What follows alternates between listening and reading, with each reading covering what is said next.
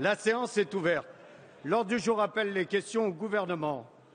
La parole est à Madame Dominique Orliac. Merci, Monsieur le Président. Ma question s'adresse à Monsieur le ministre de l'Agriculture. Dans le contexte actuel de changement climatique, de prise de conscience du défi alimentaire qui atteint la population mondiale, des enjeux environnementaux auxquels elle devra faire face, la question de l'utilisation des ressources en eau se pose en des termes très préoccupants pour les agriculteurs.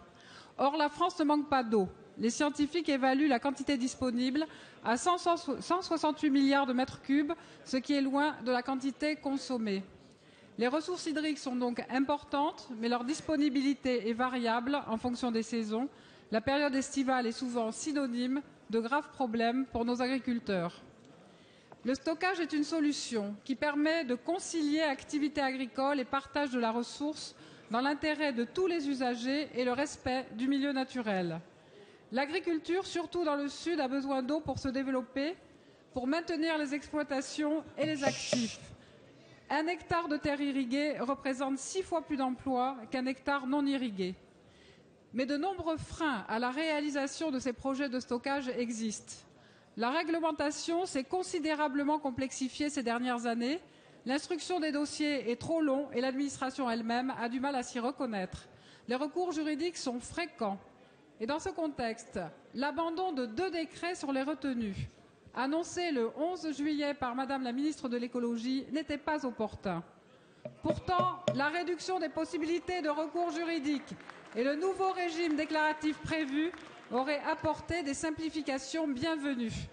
Alors, Monsieur le ministre, avez-vous l'intention de créer les conditions favorables au développement des réserves en eau nécessaires dans nos départements ruraux afin d'atteindre l'objectif d'une agriculture toujours plus respectueuse de l'environnement, gage d'un tissu rural renforcé et source d'emploi? Merci. La parole est à Monsieur Cuvillier, ministre délégué chargé des Transports, de la mer et de la pêche.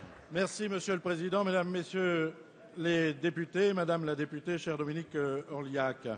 Je tiens tout d'abord à excuser Monsieur le ministre de l'Agriculture, Stéphane Le Foll, qui n'est pas présent parmi nous puisqu'il est retenu aujourd'hui à Rome. S'il vous plaît. Dans le cadre d'une réunion extrêmement importante, vous avez tort de vociférer, vous avez tort d'hurler, puisque Stéphane Le Foll est retenu à Rome dans le cadre du Conseil de sécurité alimentaire, dont on sait combien c'est important à la fois pour nos industriels et nos agriculteurs.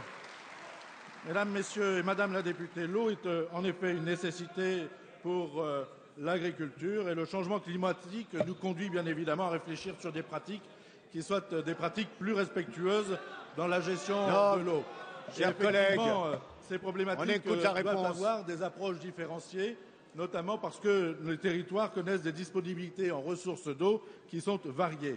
La problématique ne se pose pas de la même façon selon que l'on se situe dans le sud de la France, qui bénéficie d'anciens barrages ainsi que d'un réseau de canaux, ou dans le bassin parisien avec des prélèvements qui se font essentiellement dans le cadre des nappes phréatiques. Là encore, il convient de promouvoir, et vous avez raison de le souligner dans votre question, de promouvoir et de développer des systèmes agricoles économes en eau. Et c'est l'esprit de la démarche qui est engagée par le ministère de l'Agriculture, Produisons autrement. Vous parlez de systèmes d'irrigation retenus de substitution, dites les bassines.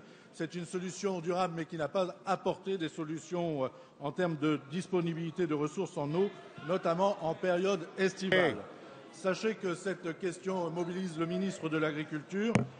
La recherche de l'équilibre qui est faite dans à la fois la mobilisation des leviers disponibles et de la réalité des enjeux sur le territoire amène le ministre de l'Agriculture, en accord avec Madame Delphine Batho, ministre de l'Écologie et du Développement durable, Merci, Monsieur le ministre. En place une commission parlementaire pour répondre